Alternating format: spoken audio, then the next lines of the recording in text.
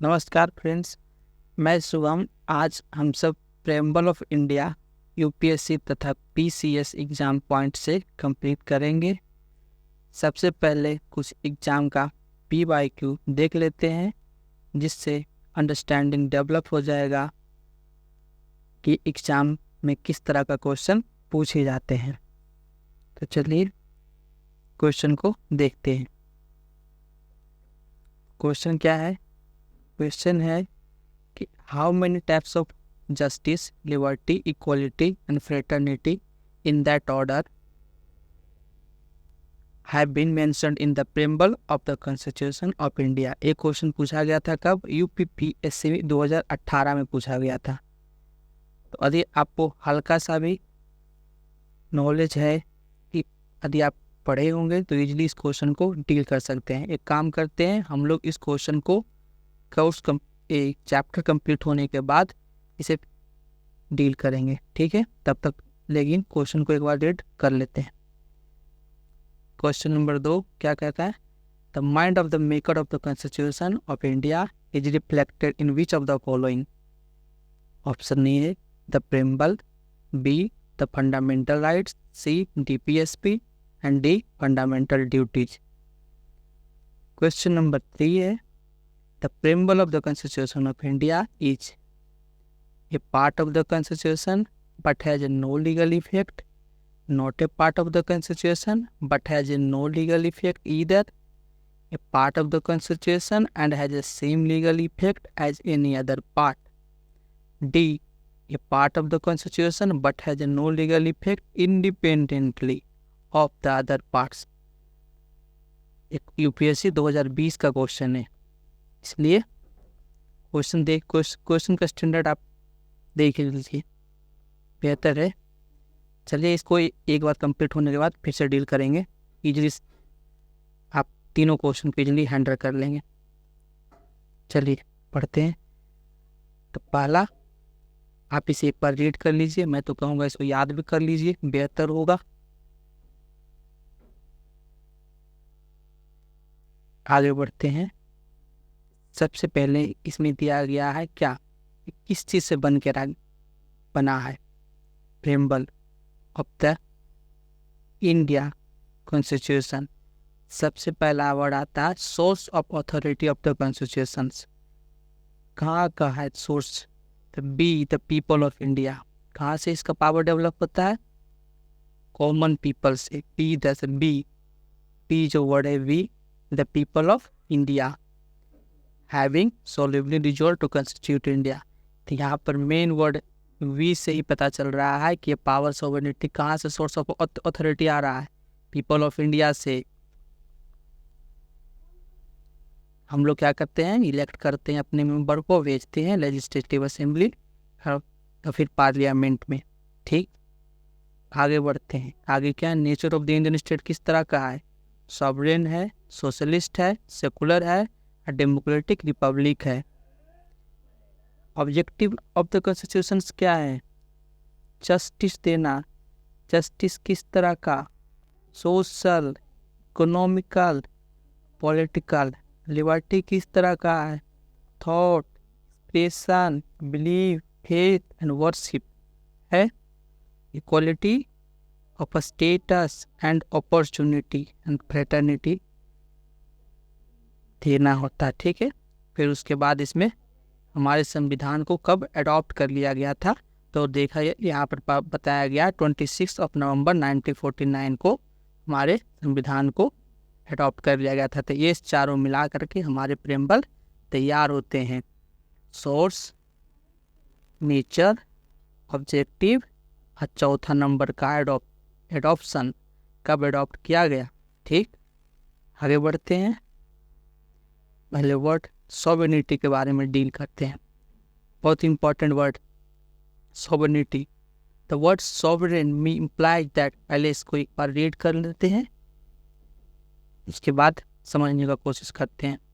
The word sovereign implies that India is neither a dependency nor a dominion or any other nation but an independent state. There is no authority over it and it is free to conduct its own affairs both internal and external In 1949, India declared the continuation of her full membership of the Commonwealth nation and accepted the British Crown as the head of the Commonwealth.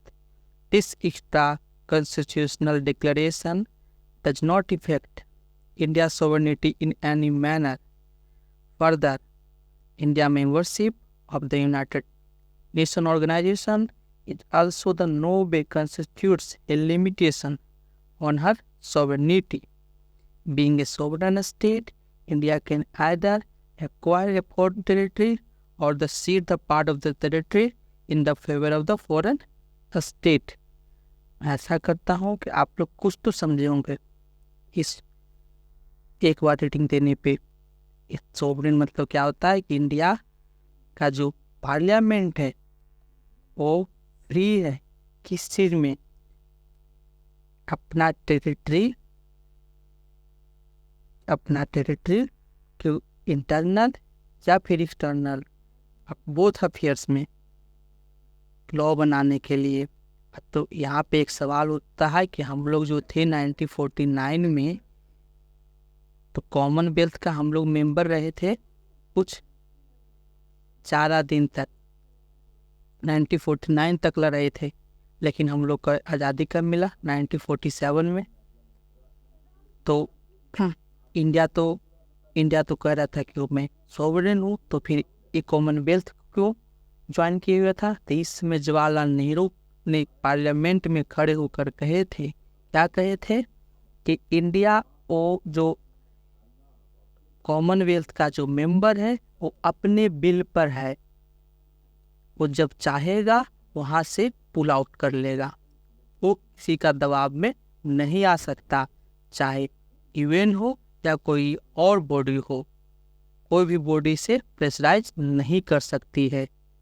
क्या है? Free है। ठीक है, sovereign. अब दूसरा term की ओर आगे बढ़ते हैं, socialist term. Jawaharlal Nehru socialist leader ही थे। इसके बाद उनका एक किताब भी था, वाई सोशलिज्म, बहुत फेमस हुआ था। चलिए इस वर्ड को देखते हैं, लेकिन ऐड कब किया गया? 42nd कॉन्स्टिट्यूशनल अमेंडमेंट एक्ट 1976 में ऐड किया गया। तो इसका मतलब क्या है? क्या पहले से प्रियम्बल मेरा सोशलिस्ट नहीं था? नहीं, ऐसा नहीं कर सकते कि मेरा प्रियम्बल पहले से सोशलिस्ट नहीं था।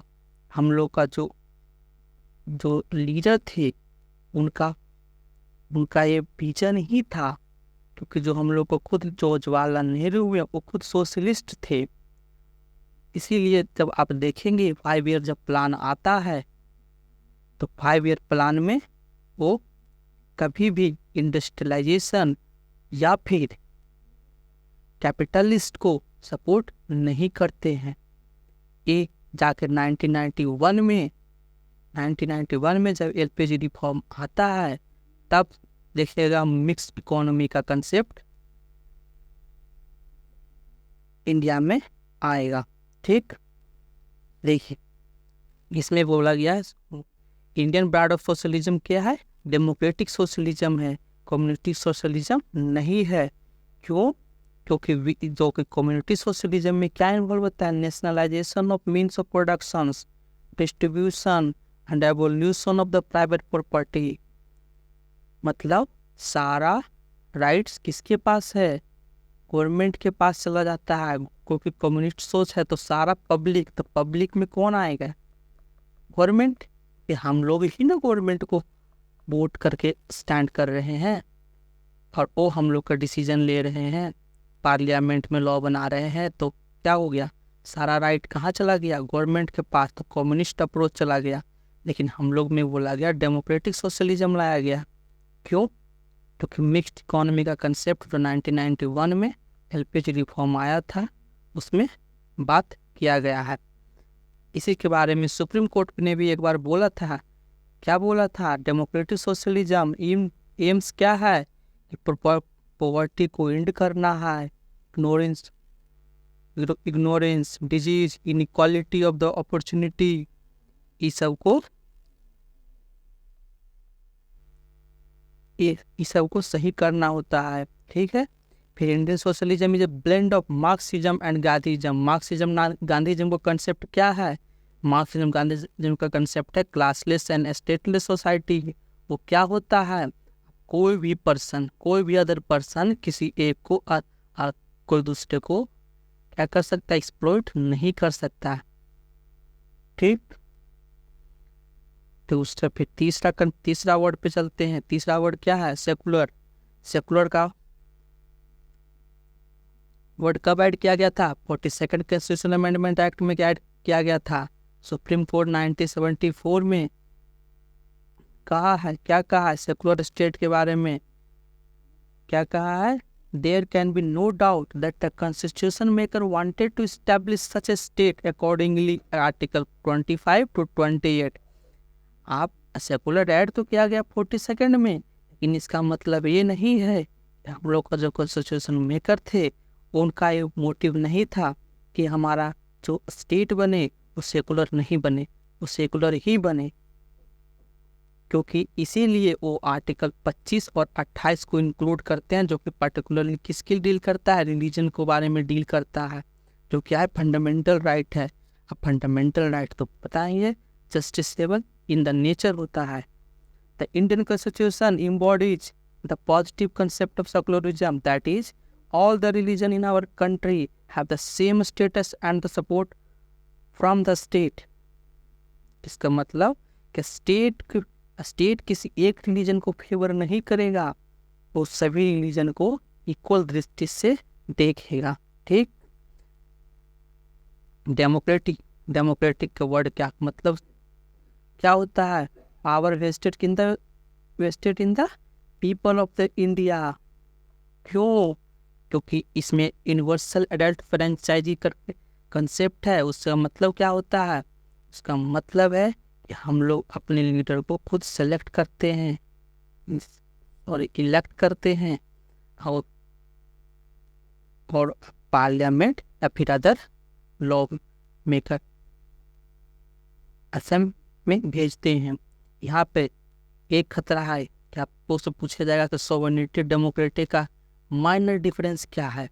तो सोवरेनिटी में भी मैंने बोला था, यहाँ पर क्या है? यहाँ पर जो मेंबर है वो इंडिपेंडेंट है लॉ बनाने के लिए। कहाँ? इंटरनल और एक्सटर्नल में।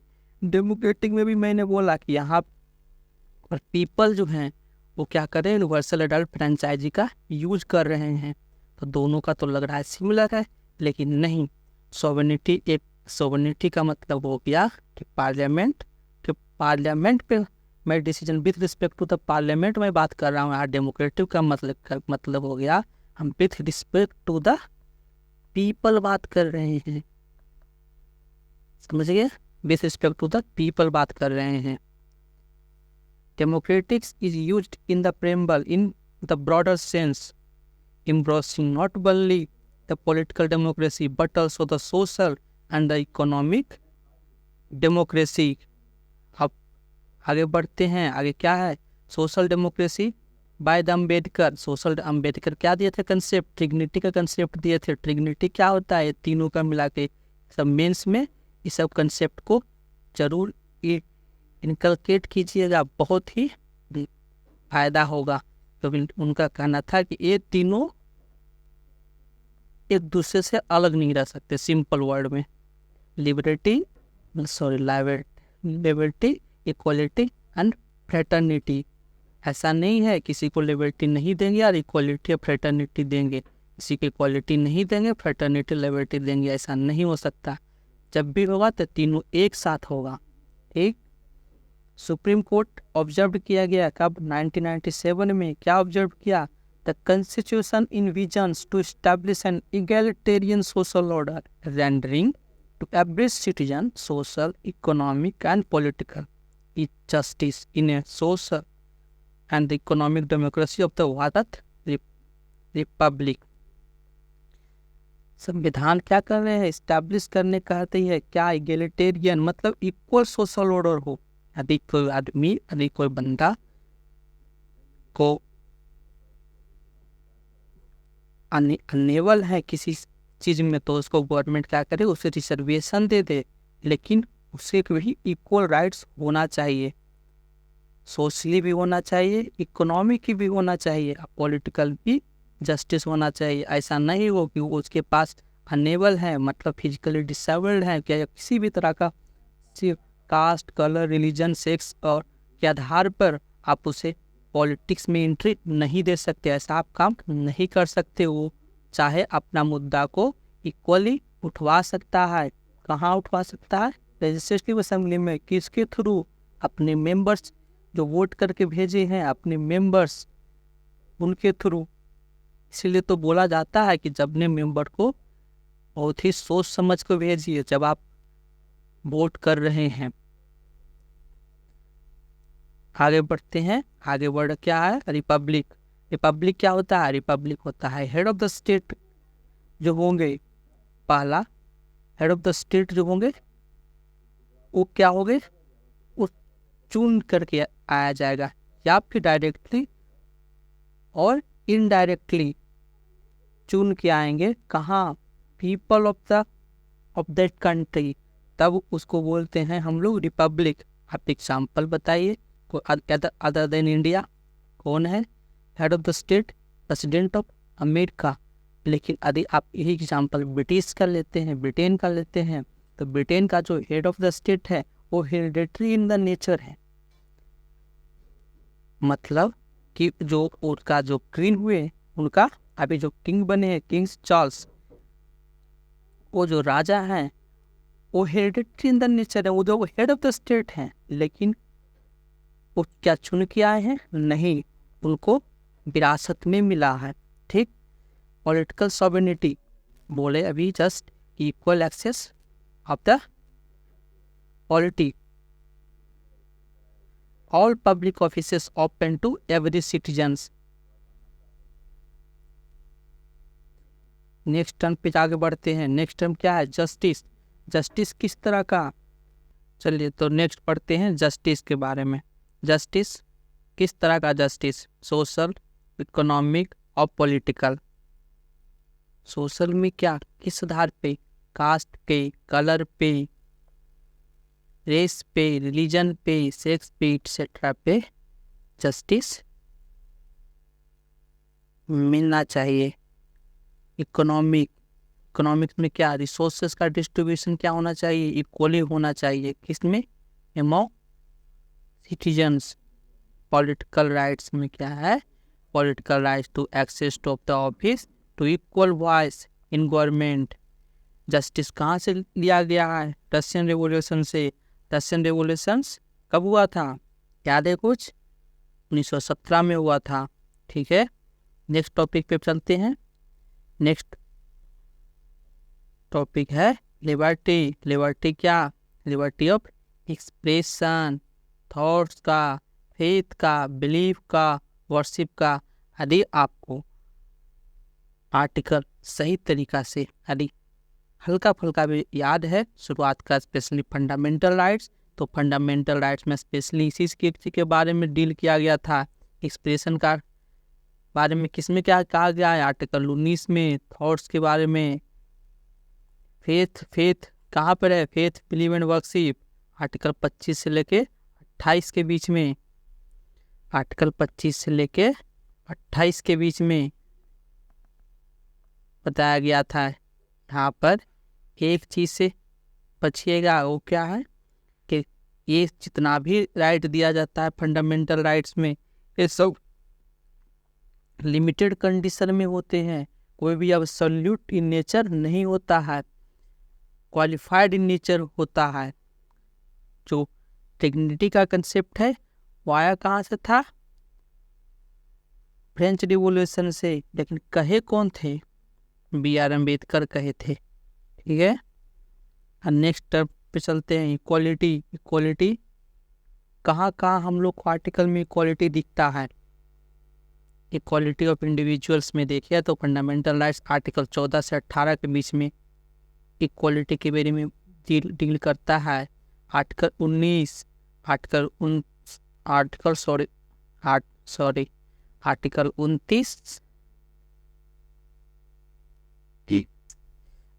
39 इसके बारे में डील करता है। आर्टिकल 39 भी इक्वालिटी के बारे में डील करता है। जो आज यदि आपको याद नहीं है तो एक मैं याद करा दूंगा, बहुत ईजी है। लाइवलीहुड डिस्ट्रीब्यूशन, इसका कंज्यूमर याद हो जाएगा आपको, उसमें कोई दिक्कत नहीं होगा। आगे बढ़ते हैं। आगे कौन सा टर्म है? पॉलिटिकल राइट्स के बारे में किस आर्टिकल में बात किया गया है? आर्टिकल 325 और आर्टिकल 326 में बात किया गया है। फ्रेटर्निटी का मतलब क्या होता है? ब्रदरहुड मतलब वो क्या चीज़ के बारे में, दो चीज़ के बारे में अश्योर करता है। कौन सा? Dignity of the individual, unity and integrity of the Nations. यहाँ पर वर्ड जो इंटीग्रिटी है, इंटीग्रिटी का कहाँ से ऐड किया, कब ऐड किया गया था? 42nd कॉन्स्टिट्यूशनल अमेंडमेंट एक्ट के तहत ऐड किया गया था। क्या इंटीग्रिटी एंड यूनिटी के बारे में बोला जाता है कि साइकोलॉजिकल और टेरिटोरियल डायमेंशन के बारे में भी डील करता है। तो यदि पूछा जाए कि टेरिटोरियल डायमेंशन आपको आर्टिकल कौन सा आर्टिकल में दिखता है, तो article number 1 India, that is Bharat, उसमें बात किया जाता है। नेक्स्ट टर्म की आगे बढ़ते हैं। सिग्निफिकेंस ऑफ द प्रेम्बल क्या है? प्रेम्बल का महत्व क्या है? तो सर अलादी कृष्ण स्वामी अय्यर लिखते हैं, कहते हैं, आप जो भी कर सकते हैं उनको कहते हैं the preamble the preamble to our constitutions expresses what we had thought और ड्रीम सो लॉन्ग। जो कॉन्स्टिट्यूशन का जो प्रेम्बल है वो और जो एक्सप्रेशन है, जो इन लोगों ने सोचा था करने पहले ही, ड्रीम सो लॉन्ग, बहुत पहले सोचा है, उसी के बारे में प्रेम्बल में दर्शाया गया है। सर कृष्ण स्वामी अय्यर, ये बहुत ही सवाल में पूछे जाते हैं, इम्पोर्टेंट है, इसे याद कर लीजिएगा। नेक्स्ट पढ़ते हैं। नेक्स्ट क्या है? Preamble is the part of the constitution, है कि नहीं, इसके बारे में बात करना है। तो इसके आधार पे 3 केस के बारे में देखेंगे। एक बेनुबरी यूनियन केस, एक है केशवानंद भारती केस और LIC इंडिया केस। इसे KBC मत समझ जाना, एक केशवानंद भारती केस के बारे में बात किया जा रहा है। तब बेनुबारी यूनियन केस 1960 में हुआ था। वो क्या बोलते हैं? वो बोलते हैं ये पार्ट ऑफ द कॉन्स्टिट्यूशन नहीं है, लेकिन केशवानंद भारती केस में बोला गया नहीं, इसको डायरेक्ट यहाँ पे रिवर्स कर दिया गया डिसीजन को। अब बोला गया कि पार्ट ऑफ द कॉन्स्टिट्यूशन है, लेकिन 1995 में LIC इंडिया केस में भी फिर से इसके बारे में बोला गया कि बिल्कुल ही सही बोला जा रहा है, पार्ट ऑफ द कॉन्स्टिट्यूशन है।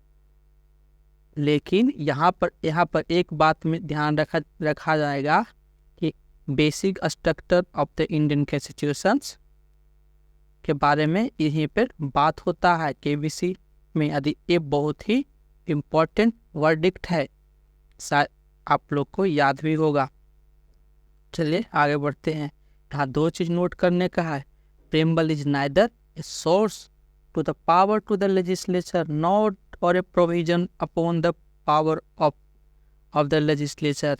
यहाँ से प्रेम्बल सोर्स नहीं है क्या चीज़ का? लेजिस्लेचर का पावर के बारे में, और नहीं ये डायरेक्ट कर सकता है लेजिस्लेचर को कि आप कानून इस तरह का बनाइए। ये सिर्फ क्या है? नॉन जस्टिसेबल, मतलब ये सिर्फ डायरेक्शन दिखा सकता है कि किसी चीज़ को इम्फोर्स नहीं कर सकता है। It is non justiciable, that is its provisions are not enforceable in the courts of law। ठीक, नेक्स्ट पढ़ते हैं। अमेंडेबिलिटी ऑफ द प्रेम्बल के बारे में बात होता है। तो आपसे पूछा जाएगा कौन सा आर्टिकल में पार्लियामेंट का अधिकार है कि वो संविधान को प्रेम्बल को अमेंड कर ले। तो आर्टिकल 368 के अंतर्गत वो उसके पास अधिकार है कि वो प्रेम्बल को अमेंड कर सकते हैं। लेकिन केशवानंद भारती केस से पहले ये अमेंड नहीं करने का अधिकार था। बोला गया चूंकि preamble part of the constitution नहीं है तो उसको अमेंड नहीं कर सकते, क्योंकि आर्टिकल 368 सिर्फ संविधान को अमेंड करने के बारे में बात करता है, लेकिन आगे केबीसी के जजमेंट के बाद उसके अमेंड करने का अधिकार मिल जाता है। लेकिन कंडीशन अप्लाई होता है, यहाँ पे कंडीशन यही है कि basic feature of the features can not damage, मतलब बेसिक स्ट्रक्चर्स जिसके बारे में यहाँ पे डील नहीं किया गया था, यहाँ पर कंप्लीटली नहीं बताया गया था, वो आगे वर्डिक्ट में धीरे धीरे बताया गया बेसिक स्ट्रक्चर होता क्या है, कौन कौन टर्म को बोलेंगे बेसिक स्ट्रक्चर्स, और डिफरेंट सुप्रीम कोर्ट के वर्डिक्ट में डिफाइन किया जाएगा। ओनली वन टाइम प्रेम्बल अभी तक कितने बार अमेंड किया गया? सिर्फ एक बार प्रेम्बल को अमेंड किया गया। कब अमेंड किया गया? इंदिरा गांधी के टेन्यूर में। कब? 42nd constitutional amendment act. इसमें कौन कौन वर्ड को ऐड किया गया? सोशलिस्ट वर्ड को ऐड किया गया था, सेकुलर वर्ड को ऐड किया गया था, और इंटीग्रिटी वर्ड को ऐड किया गया था। तो जैसा कि मैंने बोला था कि जब कंप्लीट हो जाएगा तो आप क्वेश्चंस को, उस तीनों क्वेश्चन को आपको अटेम्प्ट लेना है। तो कौन सा क्वेश्चंस को हम पहले जाते हैं फर्स्ट में और उसको अटेम्प्ट लेते हैं। तो क्वेश्चंस क्या था? क्वेश्चंस था कि how many types of justice, justice कितने टाइप के होते हैं? तो जस्टिस अभी बताए थे। जस्टिस कितने टाइप के होते हैं? Social, economical, political. तो कितने हो गए? 3। जाहिर सी बात है पहला नंबर 3 हो गया। लिबर्टी कितने टाइप की हैं? Liberty of thoughts, expression, faith, believe and worship. कितने हो गए? काउंट करिए कितने हैं? 5। तो 3 5 हो गया। इक्वालिटी तो किस बारे में होता है? Equality of status and opportunity. कितने हो गए? 2। फ्रेटर्निटी तो सिंपल है ही है, तो इसका जो आंसर होगा, आंसर ए होगा। बिल्कुल ए राइट आंसर है। तो अब पढ़ते हैं क्वेश्चन नंबर 2 को। क्वेश्चन नंबर 2 क्या कर रहा है? The mind of the maker of the constitution of India is reflected in which of the following. किस में रिफ्लेक्ट किया जा रहा है? द प्रेम्बल में रिफ्लेक्ट किया जा रहा है। 2017 का क्वेश्चन है, देख लीजिए यूपीएससी में इस डायरेक्ट क्वेश्चन आ गया इस तरह का। Question number 3, the preamble of the constitution of India is part of the constitution but has no legal effect. बिल्कुल ये भी सही है। Not a part of the constitution, ये कब ने बोला? पहले बताया गया था, बेरूबर यूनियन केस से पहले बोला गया था कि पार्ट ऑफ द कॉन्स्टिट्यूशन नहीं है, लेकिन केशवानंद भारती केस में डायरेक्टिव बोला गया कि ये पार्ट ऑफ द कॉन्स्टिट्यूशन है। डायरेक्टिव कैंसिल हो जाएगा, इसको कट कर देंगे। सी नंबर में क्या है? ये पार्ट ऑफ द कॉन्स्टिट्यूशन, ये क्या हो गया? पार्ट ऑफ द कॉन्स्टिट्यूशन है। बिल्कुल सही। केबीसी के बाद बताया गया कि पार्ट ऑफ द कॉन्स्टिट्यूशन है but has A same legal effect. नहीं, लीगल इफेक्ट नहीं है, non justiciable in the nature है। तो ये आंसर बिल्कुल गलत हो जाएगा। सी ऑप्शन गलत है। ऑप्शन नंबर डी को देखते हैं। ऑप्शन नंबर डी का रहा है part of the constitution but has a no legal effect. बिल्कुल सही है। Independently of the other parts. देखिए इस दोनों में स्लाइटली डिफरेंट है, लेकिन जो सबसे बेस्ट होता है उसे हम लोगों को टिक करना होता है।